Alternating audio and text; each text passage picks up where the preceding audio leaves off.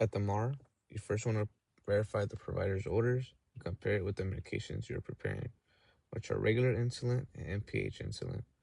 While doing this, you want to apply the 7 rights of medication administration, which are the right patient, the right medication, the right dose, the right route, the right time, the right reason, and the right documentation. Using these 7 rights help promote patient safety and reduce medication errors before administration, which is very important when handling insulin. After you've done these things, you want to just prepare your tray and get ready to go to the patient's room. And always sign out the MAR before leaving the med room. First, you're going to clean both vial tops with an alcohol swab or pad. Draw up 11 units of air and insert it into the NPH insulin vial. After that, you're going to take the needle out and then proceed to the regular insulin vial. Here, you're going to draw up 12 units of air and insert it into the bottle. After doing this, you're going to draw up 12 units of regular insulin. We got 12 units of regular insulin due to 10 being the older dose and 2 units from the insulin sliding scale. After this, you're going to proceed to the NPH vial and now draw up 11 units of NPH, which we got due to the older dose. After doing that, you're going to label your needle with your initials, date, and the amount of units you're going to administer to the patient.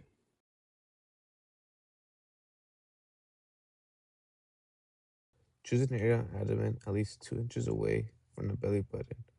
This helps avoid scar tissue in areas where absorption may be less consistent.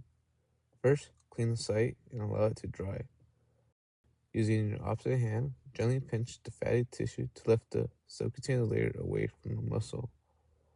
Hold the insulin syringe like a dart and insert the needle at the proper angle. Inject the medication slowly and steadily. Once completed, remove the needle safely and cap it.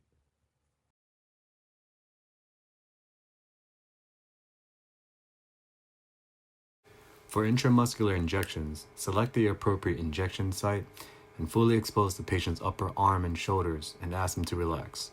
Palpate the lower edge of the acromion process, which forms the base of the triangle in line with the midpoint of the lateral aspect of the upper arm. The injection site is in the center of this triangle, about 1 to 2 inches below the acromion process. Clean the site with antiseptic swab and prepare for the Z-track method. Pull on the skin laterally with the non-dominant hand and pierce the muscle at a 90-degree angle with the dominant hand.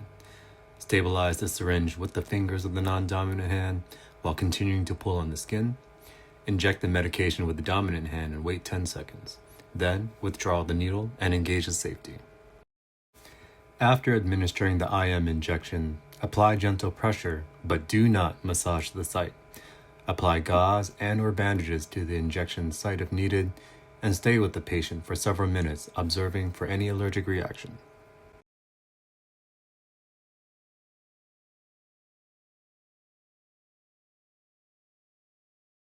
For intradermal injection, select the appropriate site. Note any lesions or skin discoloration. Clean the site with antiseptic swab, and it's important to let the skin air dry during this process.